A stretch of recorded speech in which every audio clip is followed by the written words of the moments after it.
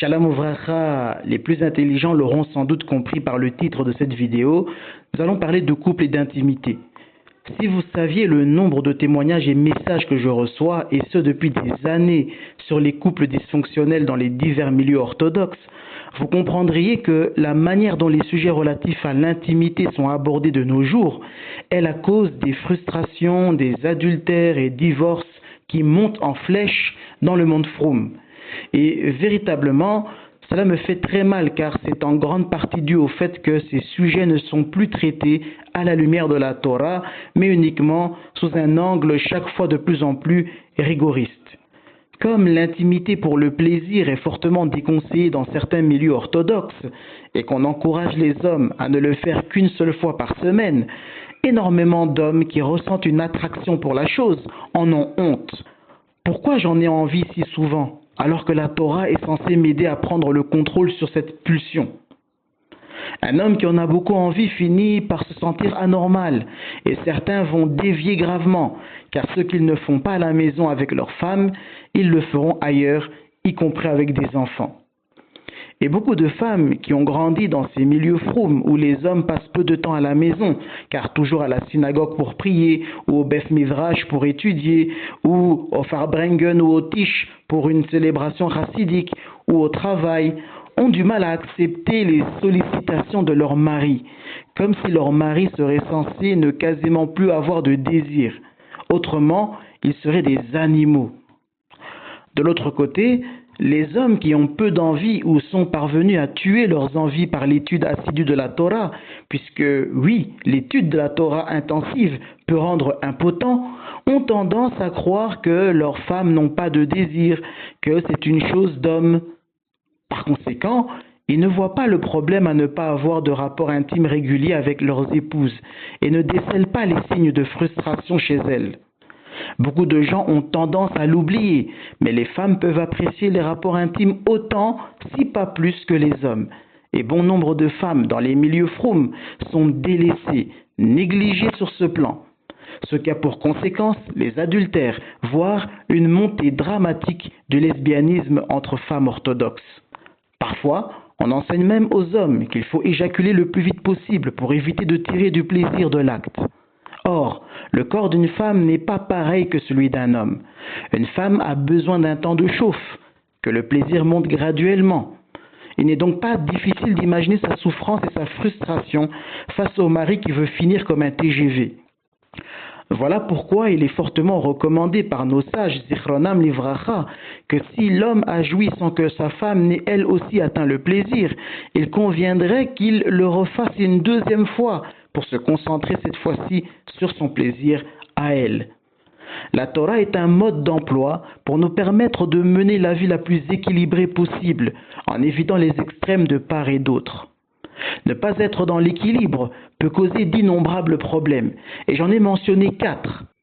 Premièrement, cela peut amener les hommes à culpabiliser d'avoir autant envie de leur femme et ne pas oser aller vers elles pour les solliciter.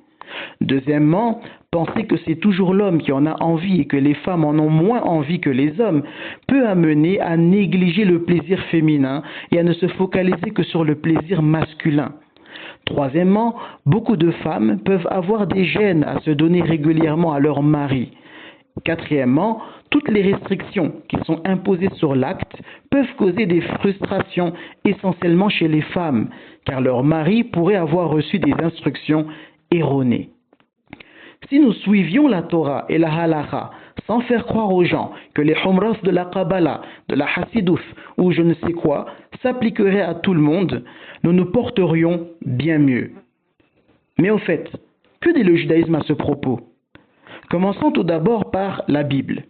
Dans la Torah, après l'épisode de la consommation du fruit de l'arbre défendu, Dieu s'adresse à la femme et lui dit ceci. Il dit à la femme: j'augmenterai la souffrance de tes grossesses.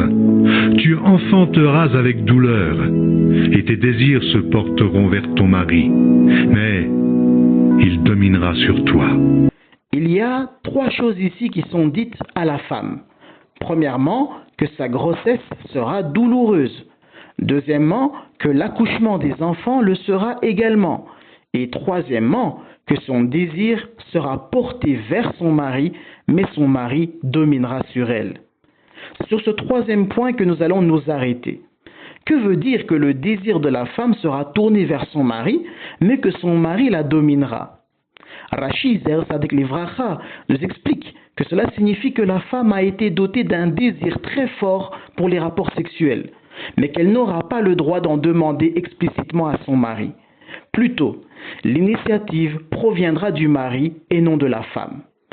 En d'autres mots, contrairement à certaines cultures où on essaye de nous faire croire qu'il n'y a que les hommes qui pensent au sexe, la Torah reconnaît que les femmes désirent les rapports sexuels autant, si pas plus que les hommes. La malédiction placée par Dieu sur la femme réside ainsi dans le fait que la femme sera contrainte d'attendre que l'initiative du rapport intime provienne du mari. Cela ne veut pas dire que la femme doit se donner dès que le mari le veut, mais cela signifie que quand bien même la femme aura un désir puissant d'être avec son mari, il lui faut faire preuve de retenue et de pudeur et ne pas l'exiger d'une manière trop explicite. Elle lui lancera des signaux, par exemple en s'habillant d'une certaine manière, en se faisant belle d'une manière différente que d'habitude, en étant plus particulièrement attentionnée envers lui, etc., etc. Mais au final, le rapport intime n'aura lieu que si l'homme parvient à décoder les signaux qu'elle lui lance.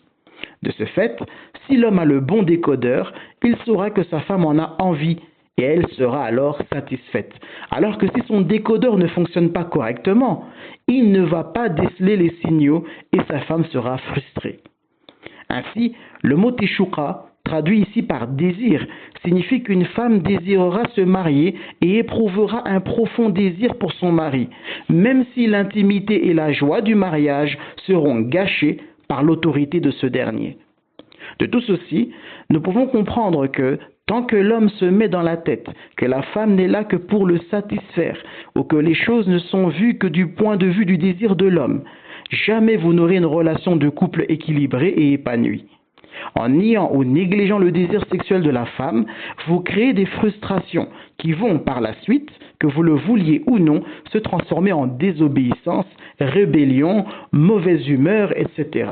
Car jamais une femme frustrée ou négligée ne peut obéir à son mari. A l'inverse, une femme qui se sent valorisée, aimée, respectée, choyée par son mari et constate que son mari comprend ses désirs et y répond, n'aura aucun problème à rendre l'appareil à son mari et ne se refusera jamais sans véritable raison valable. D'ailleurs, le Talmud le dit explicitement dans la Maseref Yevamoth au Daf 62b, qui rapporte au nom de Rabbi Yehoshua ben Lewi Ze'er Tzadik Livracha l'enseignement selon quoi l'homme qui sait que sa femme est une femme qui craint Dieu, mais qui ne la visite pas comme il se doit, est appelé un pécheur.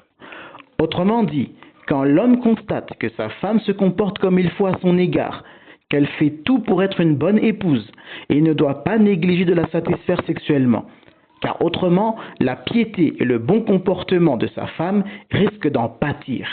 Et Dieu sait jusqu'où une femme frustrée est capable d'aller. Cette reconnaissance par la Torah, dès le livre de la Genèse, que les femmes comme les hommes ont des besoins sexuels, que les maris sont tenus de faire de leur mieux pour satisfaire leurs épouses, mais qu'au final, tout dépendra de l'initiative des maris, se reflète pleinement dans la halacha. Dans la Maseref Kesubov, au chapitre 5, la Mishnah numéro 6, il est tranché qu'un homme est tenu de satisfaire sexuellement sa femme d'une manière régulière, en prenant en compte son planning de travail et sa force physique. Une fois par semaine, ce n'est pas la fréquence standard appliquée à tous. Tout va dépendre de la disponibilité du mari, du type de profession qu'il exerce et de sa force physique. Ainsi, quand bien même une femme désirerait son mari tous les jours, si son mari travaille quotidiennement et a une profession assez physique, eh bien malgré son fort désir pour lui, elle devra accepter que son mari n'est pas physiquement apte, en raison de son travail exigeant, de la satisfaire chaque jour. Ainsi, au final, nous voyons que tout dépend du mari, exactement comme la Torah l'a dit. Le désir de la femme sera tourné vers son mari, mais lui dominera sur elle. C'est quand lui est disposé que cela pourra se faire. Pour ne pas totalement frustrer l'épouse, la halakha a donc imposé un nombre de fois minimum où l'homme devra tenter de satisfaire sa femme. Et il ne pourra pas, sans raison valable, faire moins que ce minimum requis. En revanche, s'il est en capacité de faire plus que le minimum requis, il devra le faire. Non pas que pour son plaisir personnel, mais pour leur plaisir à eux deux. Et pour vous montrer davantage que la Torah prend bien en compte les besoins sexuels de l'épouse, la Torah nous dit ceci dans le livre de l'Exode au chapitre 21. S'il prend une autre femme, il ne retranchera rien pour la première à la nourriture, aux vêtements et au droit conjugal.